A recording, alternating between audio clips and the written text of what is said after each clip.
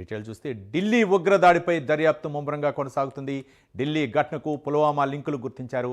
ఉగ్రదాడి కోసమే పుల్వామాకు చెందిన అమీర్ I-20 కారును కొనుగోలు చేసినట్లు గుర్తించారు. అమీర్ సోదరుడే డాక్టర్ ఉమర్గా గుర్తించారు.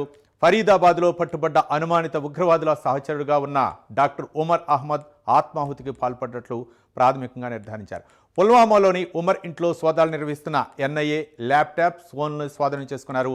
ఘటనా స్థలంలో అనుమానిత మృతదేహానికి DNA పరీక్షలు చేస్తున్నారు. ఇక DNA పరీక్షలతో కుట్ర బయటపడనుంది.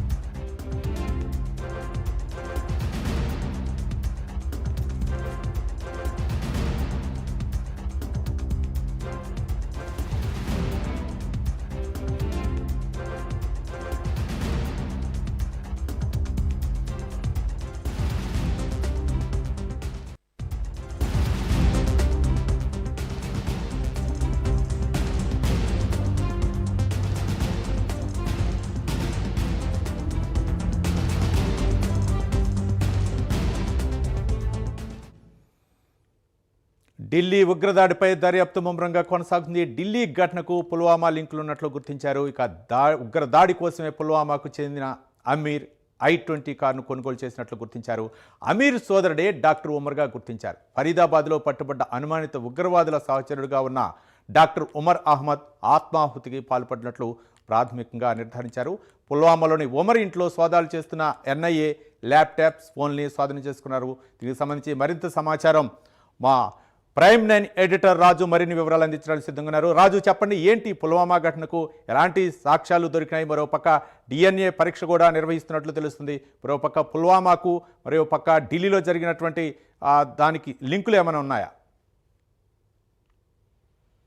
రైట్ రవి, మొత్తానికి మనం చూస్తున్నాం ప్రస్తుతానికి ఏదైతే ఢిల్లీలో జరిగినటువంటి బాంబు దాడి ఉందో ఈ బ్లాస్టింగ్స్కి మొత్తం కూడా కారణం ఇప్పుడు ఉన్నటువంటి పుల్వామా తోటి లింకులు ఉన్నట్టు కూడా గుర్తించారు. ప్రాథమికంగా నిర్ధారణకు వచ్చింది. దీని వెనక జైషే మహమ్మద్కి సంబంధించినటువంటి ఉగ్రవాద సంస్థ ఉన్నట్టు కూడా ప్రాథమికంగా గుర్తించినటువంటి పరిస్థితి. మొత్తం 5 మంది డాక్టర్స్ని ఎంగేజ్ చేసుకొని దేశంలో ఉగ్ర కుట్రలకి పాల్పడినట్టు కూడా గుర్తించారు. దీంట్లో ఒక మహిళా డాక్టర్ కూడా ఉండడం నిర్ఘాంతపోయేటటువంటి అంశం.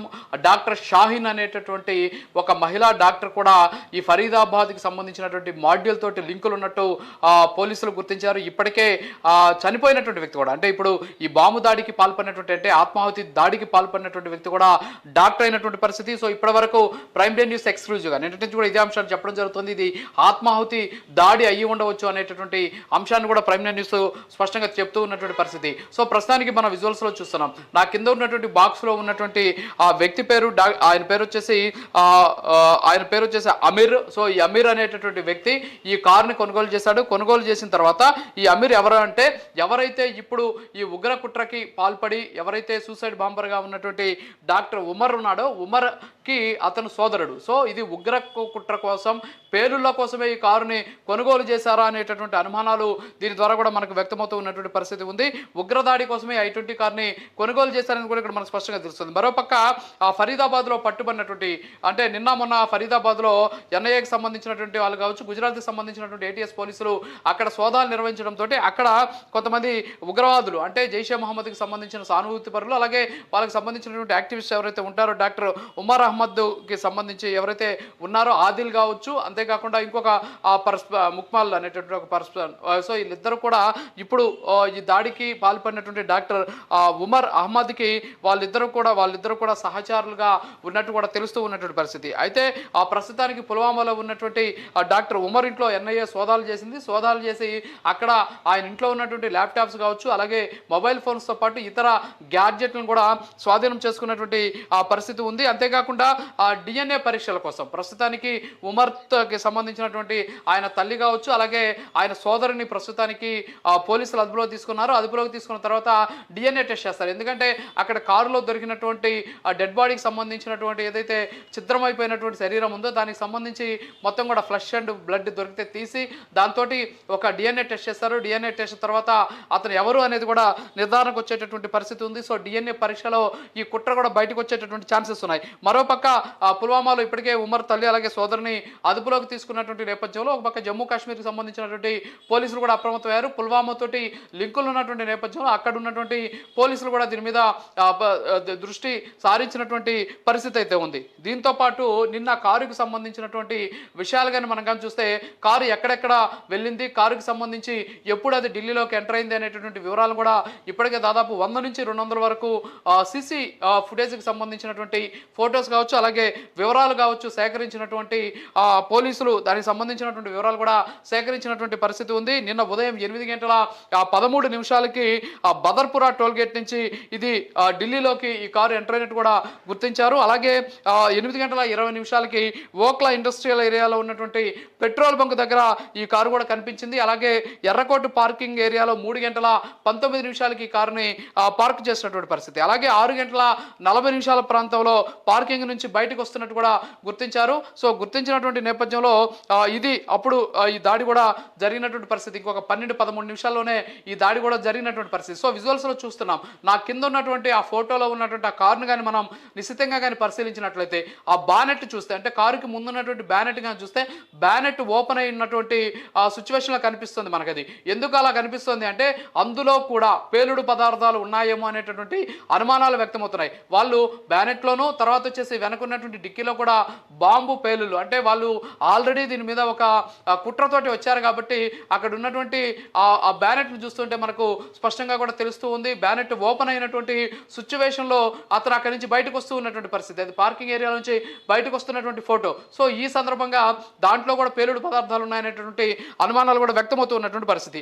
అయితే ఇప్పుడు మొత్తం కూడా డాక్టర్స్ని ఎందుకు ఎంచుకున్నారు అనే దాని మీద కూడా తీవ్రమైనటువంటి అనుమానాలు అయితే వ్యక్తమవుతున్నాయి. ఇప్పటి వరకు మనకున్న సమాచారం మేరకు 5 మంది డాక్టర్లు ఈ కుట్రలో ఉన్నట్టు తెలుస్తుంది. అందులో డాక్టర్ ముజామిల్ అలాగే డాక్టర్ ఆదిల్తో పాటు డాక్టర్ షాహిన్ ఎవరైతే ఇందాక నేను చెప్పినటువంటి మహిళా డాక్టర్ ఉన్నారో ఈమె జైషే మహమ్మద్కి సంబంధించినటువంటి ఉమెన్స్ వింగ్కి నేతృత్వం వహిస్తున్నారు అనేటటువంటి అనుమానాలు వ్యక్తమవుతూ ఉన్నటువంటి డాక్టర్ హసీన్ అలాగే డాక్టర్ మొహీద్దీన్ ఇతను వచ్చేసి ఇటీవల మనం చూసాం హైదరాబాద్లో ఇతన్ని అరెస్ట్ చేసినటువంటి పరిస్థితి. సో హైదరాబాద్లో అరెస్ట్ చేసినటువంటి మొహీద్దీన్ ఇతను కూడా ఒక డాక్టర్, మరొకరు ఉమర్ మహమ్మద్ ఇప్పుడు మనం చెప్తున్నటువంటి ఉమర్ ఎవరైతే ఈ దాడికి పాల్పడినటువంటి వ్యక్తి ఉన్నాడో వీళ్ళు. సో మొత్తం 5 మంది డాక్టర్స్ ఈ కుట్రలో భాగస్వాములు అయ్యారు. ఎక్కడ కూడా ఎవరికి అనుమానం రాకుండా ఈ చర్యలు కూడా తీసుకున్నటువంటి ఆ సిచ్యువేషన్ అయితే మనకు కనిపిస్తూ ఉన్నటువంటి పరిస్థితి అయితే ఉంది. సో ఓవరాల్గా మనం కానీ చూస్తే ఇప్పుడు ఏదైతే ఈ ఆత్మహత్యకి దాడికి పాల్పడినటువంటి ఉమర్ కావచ్చు అలా ఆయన శ్రీనగర్ ప్రభుత్వ మెడికల్ కాలేజీలో వైద్య విద్య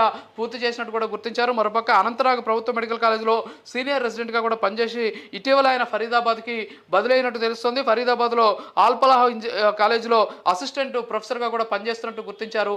ఓవరాల్గా చూస్తే ఫరీదాబాద్కి సంబంధించినటువంటి మాడ్యూల్ తోటి ఈ లింకులు ఉన్నట్టు మనకు స్పష్టంగా తెలుస్తూ ఉన్నటువంటి పరిస్థితి కనిపిస్తుంది. రైట్ రాజు, మరోపక్క అంటే నిన్న చాలా మంది కూడా అంటే ఉగ్రవాదులు అయితే మాత్రం అరెస్ట్ చేశారు. వీళ్ళందరూ కూడా ఉన్నత చదువులు చదువుకున్న వాళ్ళే ప్రధానంగా. అంటే ఒక పక్క వీళ్ళని అరెస్ట్ చేసిన తర్వాత ఉమర్ అహ్మద్ ఒక్కడే తప్పించుకున్నారు. అంటే ఆయన అనుకున్నటువంటి ప్లాన్ ఏదైతే ఆత్మాహుతి దాడి చేయాలనుకున్నారో అది చేశారనుకోవచ్చా? మరోపక్క ఎట్లయినా పట్టుబడతాను కాబట్టి ఇంకా ఆ ఉగ్రవాదులకు సంబంధించి ఇంకా సమాచారం వెల్లడించే అవకాశం ఉంటుందన్న ఉద్దేశంతో నిఘా సంస్థలు అయితే మాత్రం వీళ్ళని అరెస్ట్ చేసిన నేపథ్యంలో ఇంకా తప్పించుకునే మార్గం లేకుండా ఈ యొక్క ఆత్మాహుతి దాడి చేశారనుకోవచ్చా రాజు? సో ఓవరాల్గా చూస్తే మనం ఏదైతే ఖచ్చితంగా ఇది ఇద్దరు అరెస్ట్ అయినటువంటి పరిస్థితి. ఇందాక నేను చెప్పినటువంటి ఇద్దరు డాక్టర్స్ ఎవరైతే ముజామిల్ కావచ్చు డాక్టర్ ఆదిల్ వీళ్ళిద్దరూ కూడా ఫరీదాబాద్కి సంబంధించినటువంటి జైషే మహమ్మద్కి సంబంధించినటువంటి మాడ్యూల్స్. మరి వీళ్ళని అరెస్ట్ చేసినటువంటి సందర్భంలో వీళ్ళతోనే ఇప్పుడు ఎవరైతే ఈ బాంబు దాడికి పాల్పడినటువంటి ఉమర్ ఉన్నాడో అతను కూడా వీళ్ళతోనే ఉన్నాడు. పోలీసులు దాడులు చేసినటువంటి సందర్భంలో ఇతను అక్కడి నుంచి అంతకుముందే పారిపోయినట్టు తెలుస్తోంది. సో పారిపోయి నేరుగా తాను ఆల్రెడీ ఆల్రెడీ కొనుగోలు చేసినటువంటి కారులో ఈ పేలుడు పదార్థాలను పెట్టుకొని ఆయన ముందుగా ఏదైతే స్కెచ్ చేసుకున్నట్టు, అంటే దీన్ని బట్టి చూస్తుంటే వీళ్ళని కానీ అరెస్ట్ చేయకుండా కానీ ఉంటే పరిస్థితి ఏంటి అంటే, ఒక రకంగా చెప్పాలంటే అతనికి ఇచ్చినటువంటి ప్లాన్ని అతను పక్కగా అమలు చేశాడు అనేది ఇక్కడ తెలుస్తుంది. ఎందుకంటే అతనికి ఇచ్చినటువంటి ప్లాన్ ఎర్రకోట దగ్గర దీన్ని అంటే పేలులకు పాల్పడాలనేటువంటి ప్లాన్ బహుశా ఆయనకి ఇచ్చి ఉండొచ్చు. కాబట్టి ఆయన ప్లాన్ చేశాడు.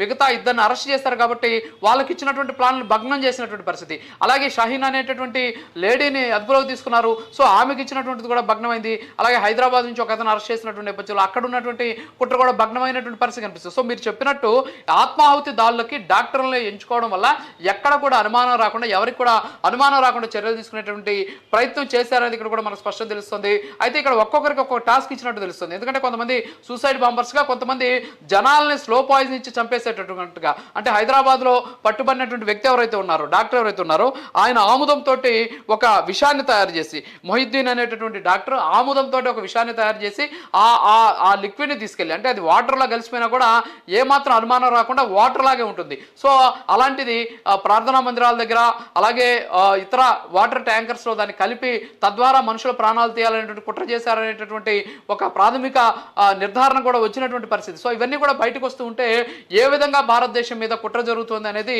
ఇక్కడ మనకు స్పష్టంగా తెలుస్తూ ఉన్నటువంటి పరిస్థితి. సో ఓవరాల్గా చూసుకుంటే ఈ ఆత్మాహుతి దాడికి సంబంధించినటువంటి వాస్తవాలన్నీ కూడా వెలుగులోకి వస్తూ ఉన్నటువంటి పరిస్థితి ఉంది. ప్రస్తుతానికి పుల్వామాలో ఉన్నటువంటి ఉమర్కి సంబంధించినటువంటి తల్లి అలాగే ఆయన సోదరుని అరెస్ట్ చేసి వాళ్ళకి సంబంధించినటువంటి DNA టెస్ట్ చేసిన తర్వాత పూర్తి వివరాలు వెలుగులోకి వచ్చే అవకాశం. ఇప్పటి వరకు ఉన్నటువంటి ప్రాథమిక నివేదిక ప్రకారం వాస్తవాలు ఇవి. మరి కాసేపట్లో, అంటే నాకు తెలిసి దాదాపుగా కూడా స్టార్ట్ అయి ఉంటుంది. అమిత్ షా ప్రస్తుతానికి ఒక హై లెవెల్ మీటింగ్ కూడా ఏర్పాటు చేస్తున్నారు. దీనికి NIA చీఫ్తో పాటు జమ్మూ కాశ్మీర్కి సంబంధించినటువంటి DGP, అలాగే ఢిల్లీకి సంబంధించినటువంటి అక్కడ ఉన్నటువంటి పోలీసు కమిషనర్తో పాటు ఇతర ఉన్నతాధికారులు, అంటే IB chief, intelligence bureau chief కూడా ఈ మీటింగ్కి కూడా అటెండ్ అవుతూ ఉన్నటువంటి పరిస్థితి. సో మరి కాసేపు అంటే 12 గంటలకి ముఖ్యంగా ఈ ఫోరెన్సిక్ సంబంధించినటువంటి తొలి నివేదిక బయటకు వచ్చేటటువంటి అవకాశాలు కనిపిస్తున్నాయి. Ravi. Right, thank you Raju.